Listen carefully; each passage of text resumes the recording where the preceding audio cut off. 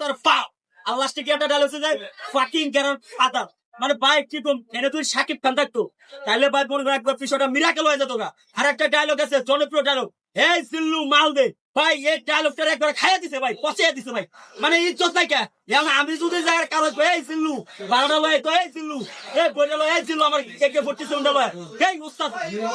সিল্লু কে ডাকেও না, একবার ইজ্জত নষ্ট হয়ে গেছে গা। সাকিব খান যখন বরবাদের টিজারটা বের হয় তখন যখন এই ডায়লগটা চাইছে টিচারে এই সিল্লু মাল দে কি একটা অবস্থা জানেন, আমরা যখন বাসি দিতে যাইতাম আমগো সারা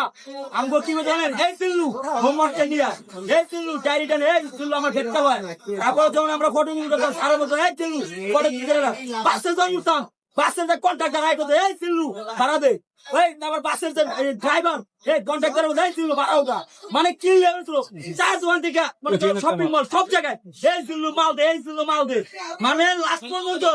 ইন্ডিয়া থেকে সিল্লু বেচারা বাংলাদেশে আসতে বাংলাদেশে মাল নিয়া। তাহলে ভাবেন ব্যাপারটা আরে এই সিল্লু আয়াতে মানে এমন একটা ফিলার মতো এক্সপ্রেশন নিয়ে করতেছে ভাই, মানে আমি কি কম গায়ের লোকটা খারাপ দূরের কথা আরো মনে করেন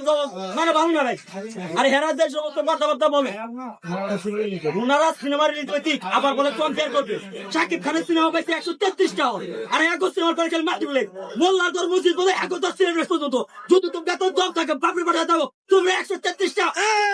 সিনেমা রিলিজে দাও তখন আমরা দেখবো তোমাদের দম কদম গান ও কি কি তোরই হারাম কদম গান ও কি কি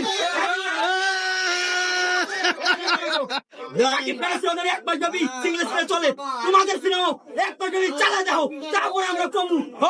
তোমরা খেলবার আইসো আও বাকি যা খেলা হবে T20।